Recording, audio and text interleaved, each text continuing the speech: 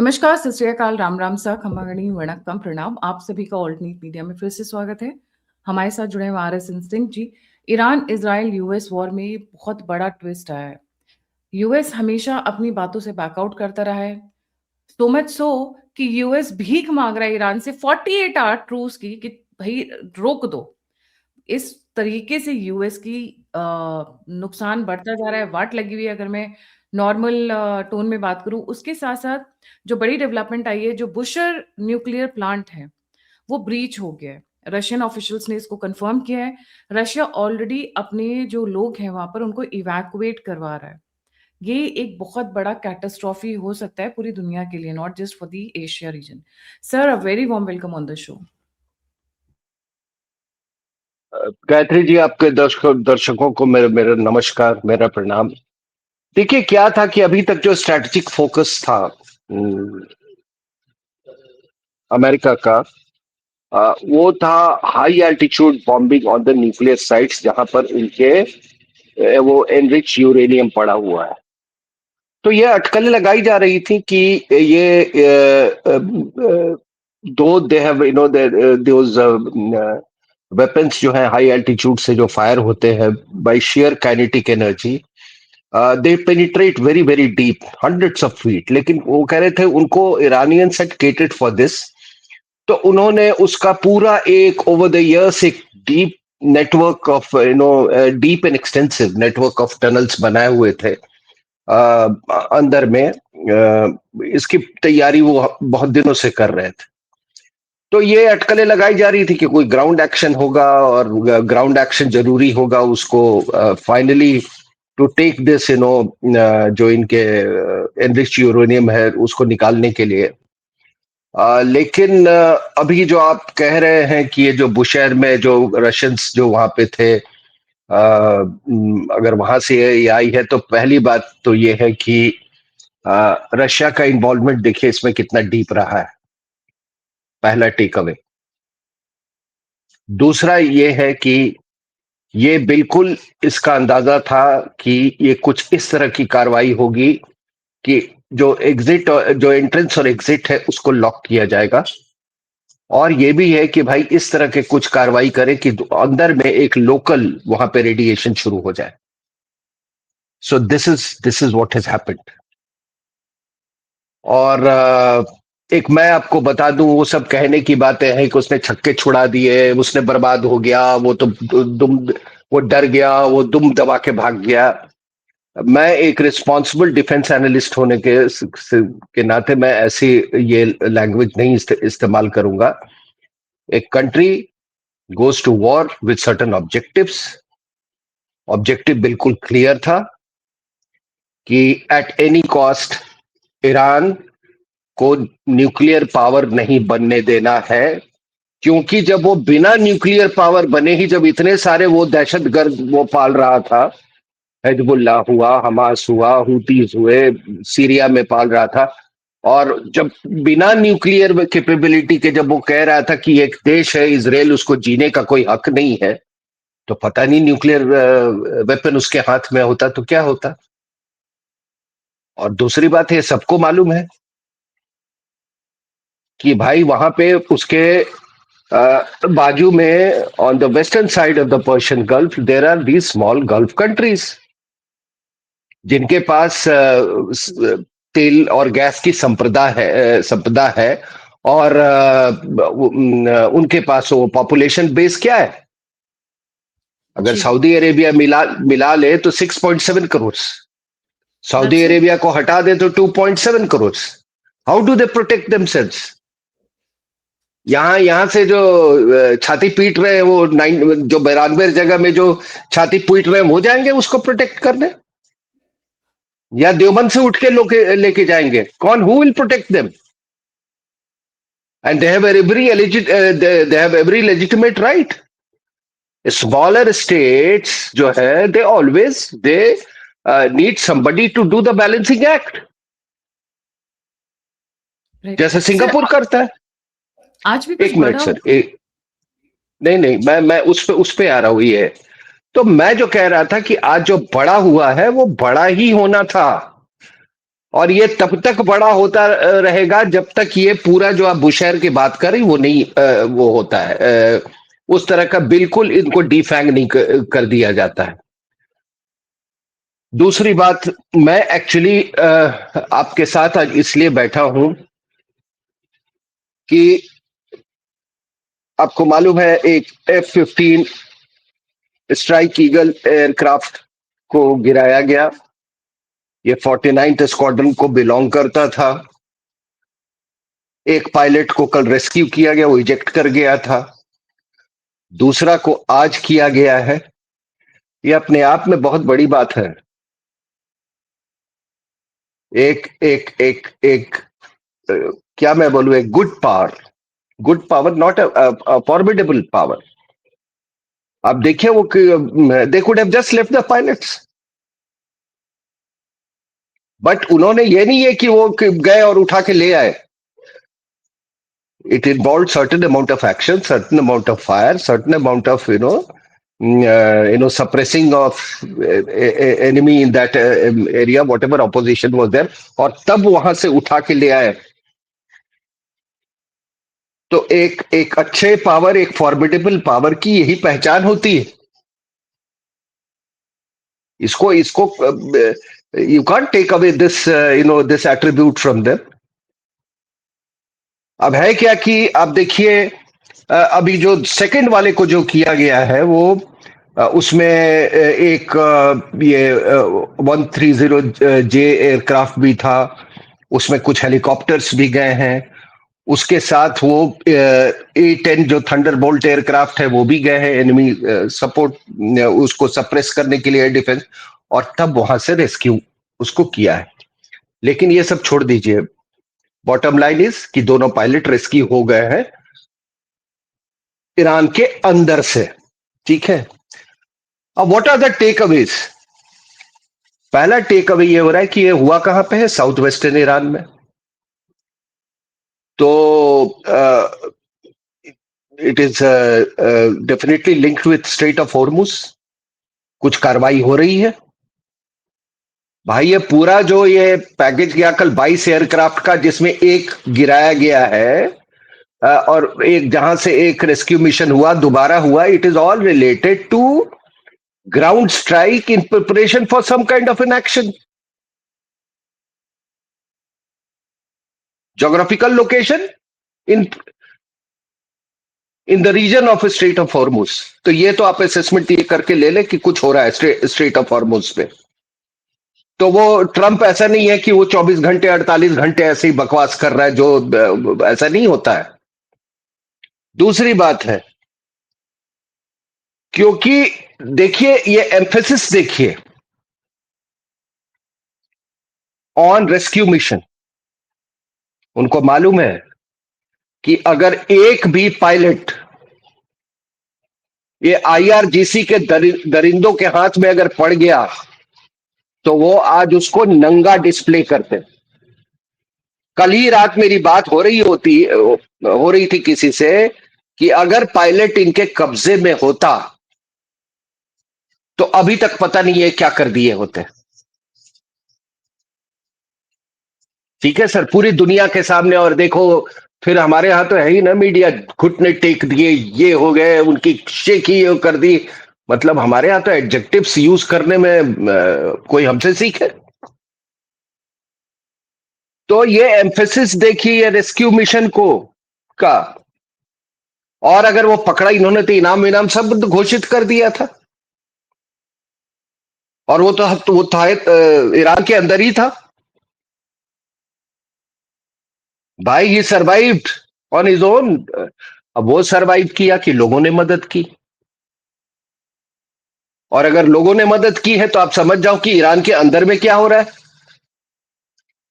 So I would request all, ये जो अपने जो डिफेंस एनालिस्ट हैं, भैया कोई भी एनालिसिस के पीछे आपको यह मालूम होना चाहिए कि दोनों पक्ष के अंदर में क्या हो रहा है, वो आपको मालूम होना चाहिए। आपकी हिम्मत नहीं है किसी को ईरान के अंदर भेजने में। You have no insights what is happening in Iran. This is one indication. अगर लोगों का सपोर्ट नहीं होता तो this pilot would not have survive for 24 hours, let me tell you. दूसरा है कि ये यही नहीं हुआ है, टोटल 3 मिशन हुए ना मैम। एक स्ट्राइक मिशन गया,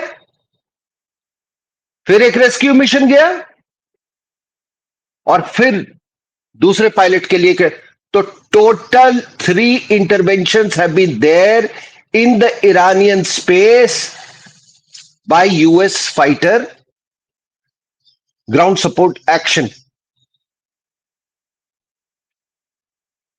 अब है क्या कि ये देखिए, पहला बात क्या है कि अमेरिका ने वो कैसे निकल जाए।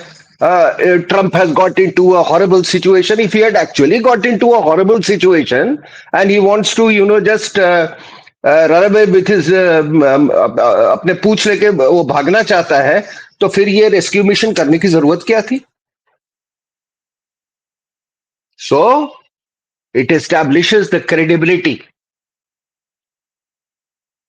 of the American fighting machine. Credibility and sense of responsibility and belonging to its warriors. अब मुझे नहीं मालूम है कि अभी लोग कह रहे थे कि ईरान का वार्निंग आया, बूट्स ऑन ग्राउंड आओ, हम वेट कर रहे हैं, बस आपको वहां पे यू विल इवेपोरेट, आके देखो क्या कर रहे हैं। ये क्या हो रहा है? 3 मिशन हुए हैं।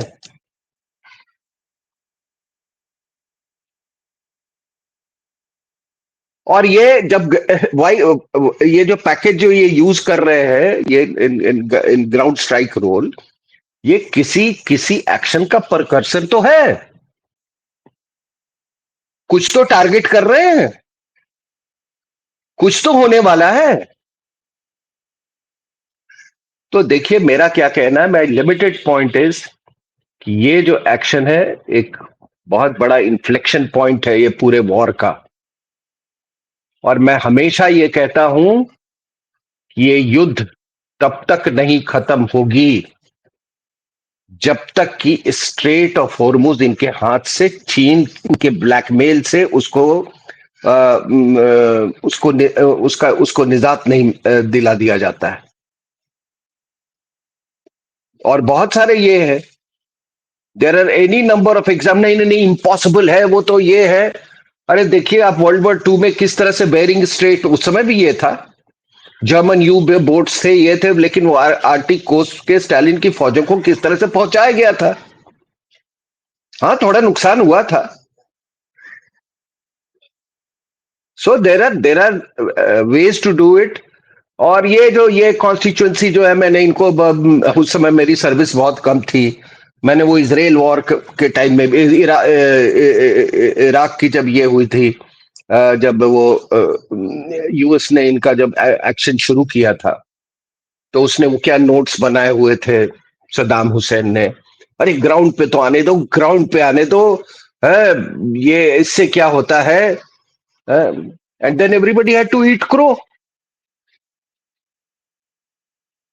तो मैं क्या कह रहा हूं कि ये जो एक पायलट को रेस्क्यू किया, दूसरे पायलट को रेस्क्यू किया, और फिर से मैं कहता हूं, इट इज वर्थ प्रोबिंग कि वो 24 घंटे वो पायलट कहां था, कैसे उसने अपना लोकेशन इन्होंने डिटरमिन किया उसका location. Was he help by the people of Iran? $1 million question. तो कहीं और ऐसा was ना हो जाए कि or हाँ? or was he doing some other mission while he was on ground? While he was working ये on something? that is also a very good, actually there's a very good question you have posed. Could be, could be। अगर वो भी कर रहा है तो आप देख लीजिए, that is also a possibility. लेकिन थोड़ा उसमें मेरे को ये होता है कि अ, कोई इजेक्ट करके इस तरह का काम नहीं करता है. You don't eject out of an aircraft and then carry out some special, some espionage mission or whatever it is. वो थोड़ा मुझे ये लगता है. But the very fact that helicopters have been able to go in, uh, HC-130J aircraft has been able to go in. It shows that वो ठीक है. कहीं किसी एक चीज से ये थोड़ी है कि हर वेपन को एयर डिफेंस रोल में यूज किया जा सकता है ना. Even a light machine gun can be used in a air defence role. किससे वो नीचे हुआ, the fact is that it was flying low. The fact, या तो अगर लो फ्लाई कर रहा है तो इसका मतलब है कि अब जो युद्ध का जो स्वरूप जो है वो बदल चुका है, वो बिल्कुल. तो इसलिए अब अगले 24 घंटा will be very very interesting, very interesting. जी, let's keep a tab on that कि क्या-क्या डेवलपमेंट्स आती हैं, बट वी जस्ट होप कि ये जल्दी खत्म हो because it is affecting India also now, in fact the नहीं, एंटायर वर्ल्ड। इफेक्ट तो करेगा. इफेक्ट तो इसराइल को बहुत दिन से, ये दसों साल से ये इफेक्ट ही कर रहा है ना उनको. उनके लोगों को फॉर उठा के ले गए 7 अक्टूबर को. है तो हमारा तो फॉल ऑफ इसराइल से ईरान, भी अच्छा फॉल ऑफ इफेक्ट तो ईरान होगा. बहुत ज़रूरी है, given the kind of threat they possess for the entire world actually. वो कल को सनक इज़राइल के सनक पीछे सनक सर इसको कहते हैं, सनक. अभी इज़राइल के पीछे पड़े हुए हैं। इज़राइल से जिस दिन ये निपटेंगे, अगला टारगेट इनका भारत होगा। टेक इट इन रिटर्न, जो इनका इतिहास रहा है। पीछे इन्होंने नहीं पाकिस्तानियों को नहीं, बहुत उसका रैमिफिकेशन सब देखिए. मान लीजिए हाइपोथेटिकली इफ ईरान प्रिवेल्स, क्या होगा? पूरे इस्लामिक वर्ल्ड पर इसका कब्जा हो जाएगा. मक्का मदीना इसके नीचे आ जाएगा. ठीक है. थोड़ा इसका रेमिफिकेशन, फिर आपके मैरीटाइम चोक पॉइंट्स का क्या होगा? ये लोग आज आज जो लोग स्ट्रेट ऑफ हॉर्मुज हॉर्मुज कर रहे हैं, क्या इसका ये था, औचित्य था कि ये रेड सी को जाके ये किए? People have forgotten that the how much the world suffered because of the disruption of Red Sea caused by Iran. क्या आपके शिप जा रहे थे क्या उधर से? आपके भी ship Cape of Good Hope से जा रहे थे. सर इकोनॉमिक वाला एंगल डेफिनेटली है ऑयल एंड गैस का, पर उससे बड़ा एंगल है जो टेररिस्ट की फैक्ट्रीज इन्होंने खोल के रखी हुई हैं। याद रखिए सर, जो पहलगाम हुआ था उसमें हमास के लोगों ने ट्रेनिंग दी आईएसआई को जाके, पाकिस्तान ऑक्यूपाइड जम्मू एंड कश्मीर में। एब्सोल्युटली, जिस एब्सोल्युटली. अभी दैट्स व्हाई बिल्कुल दैट्स बिल्कुल.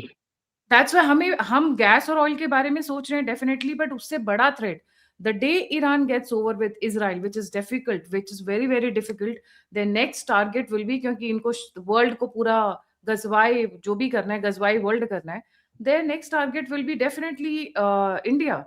For them US is a madam, difficult, easier they find India as मैं a मैं तो उस चश्मे से देख रहा हूं कि ये बडगाम और बारामूला में आप पैसे इकट्ठे कर रहे हो. पैसा वो भी जो आउटपोरिंग था वो हिस्टेरिकल, मतलब लोग, लड़कियां अपने बहनों हिस्टेरिकल. दे रही है, गोल्ड दे रही है, आई एम शॉक्ड. और दैट इज और और इन लोगों ने जब हमारे यहां से हिंदू पलायन हो रहे थे, इन्होंने एक ढेला भी उसके बारे में, ये तो और देवर पार्ट ऑफ दैट कॉन्स्पिरेसी. और हमारे यहाँ लोग कुछ ये कि हम जी वो रिहाब तक हमारे प्रेडिसे वो थे, उन्होंने बैटल ऑफ करबला में लड़ाई हुआ था, हमको हमको शिया ब्राह्मण कहा जाता है. अरे भाई, जाके बोलो ना वहां पे बारामूला में और उसमें जब हिंदुओं को भगाया गया था है. तब नहीं नहीं, कि तुम्हारे रिहाब दत्त का शर्म क्यों नहीं रखा? उसका लिहाज क्यों नहीं किया जब? और तुम वहां पे, शर्म आती है मुझे.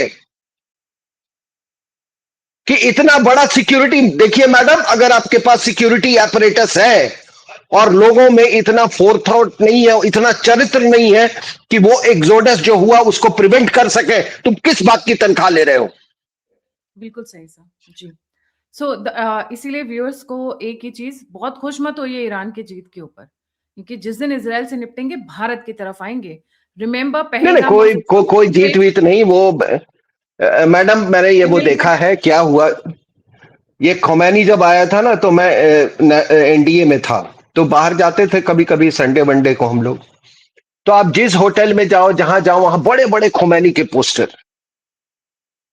और उस समय भी पता नहीं, इस आदमी को देख के मुझे कुछ एक एक अनईजी फीलिंग आती थी। बड़े बड़े पोस्टर वो हुआ। उसके बाद सदाम हुसैन इनका पोस्टर बॉय बन गया। I have got nothing against Saddam Hussain, by the way. तो तब तब टी शर्ट्स होने लगे सदाम हुसैन को। उसके बाद इनका पोस्टर बन गया ओसामा बिन लादेन। ठीक है। तो ये आपको मालूम है, एक पार्टी है बिहार में, ओसामा बिन लादेन को ये टी शर्ट्स वगैरह वो एक लुक अलाइक लेके चलते थे, ठीक है ना। इनकी उसके बाद लॉयल्टी, इनका इनकी कुछ लोगों लॉयल्टी का हमेशा आउटसाइडर्स के लिए रही है। पोस्टर बॉय बना जाकिर नायक। तो उसी सिलसिले में अभी ये पोस्टर बॉयज का सिलसिला चल रहा है। इनको लग रहा है कि पता नहीं कौन सा मसीहा आ गया, यही मसीहा है बस। अब सारा हमारा ये पूरा जो दारुल हर्ब है वो दारुल इस्लाम बन जाएगा। Right, thank you so much sir. But एक पॉइंट और जाते जाते, लोग कहते हैं Iran is a civilizational country. केड़े की civilization? Persia is gone. It was a Sunni Muslim, now it's a Shia Muslim. So that civilization which used to exist is done and dusted. Please get out of that norm. हमें भी बहुत लोगों ने ये बताया कि civilisation country नहीं है। मैं मैडम मैडम मैं मैं मैं मैं मैं आपको इसका भी बताता हूं। जो ईरानियन एम्बेसडर है अफ्रीका में, उसने एक ट्वीट किया, वो पढ़ लीजिएगा उसका ट्वीट। भाई साहब कहते हैं कि America has said that it will bomb us to stone age. फिर उन्होंने कहा कि हम सिविलाइजेशनल कंट्री हैं, हम तुम्हारी इस तरह हम 200-400 साल पुरानी कंट्री नहीं। बिल्कुल सही बात है। लेकिन भाई साहब को अभी वो civilisational country, and he says 7,000 years और 4,000 वट एवर इट इज। अरे 4,000 से पहले कौन था? साइरस। साइरस का नाम लिया है। Cyrus the great was the one who, इन्होंने शेल्टर दिया था ज्यूज को। फिर उसने साइरस का इन्वोक किया कि वो जो साइरस सिलेंडर जो which is touted as the first human right document, ठीक है ना, वो सिलेंडर अभी आया था वहां पे लंदन म्यूजियम से, और क्या लोगों में वो था, मतलब एंथुजियाज्म था उसको लेके। तो अब ये इन्वोक कर रहे हैं वो सिविलाइजेशनल पास्ट का, जो कि खत्म कर चुके जो हैं ये। नहीं, वो हराम है भाई। इसीलिए ना सर। इस्लाम में ये हराम है। जी। वो तो कहते हैं कि जब उसके 7th century के पहले तो पूरी दुनिया जाहिल थी। इसी बेसिस पे पूरा है ना कि पूरी दुनिया जाहिल थी। तो आज तुम उसका गुणगान कर रहे हो। But Iranians in general want to go back to that civilizational ethos। और ये मामला खुलने दीजिए, आप देखिएगा। ये war is not merely a war for, not merely Shia Sunni war, not merely Shia ये Muslim Jew war. It is a civilizational war. True. जी, thank you so much sir for joining. जाने से पहले सभी viewers से request है, please don't forget to like, subscribe and share the alternate media. अगर आप मेरी मदद करना चाहते हैं तो आप दिए हुए नंबर और यूपीआई पे मेरी मदद कर सकते हैं। आप मुझसे जुड़ना चाहते हैं तो सभी लिंक्स डिस्क्रिप्शन बॉक्स में। इसी के साथ जय हिंद, जय श्री राम, हर हर महादेव।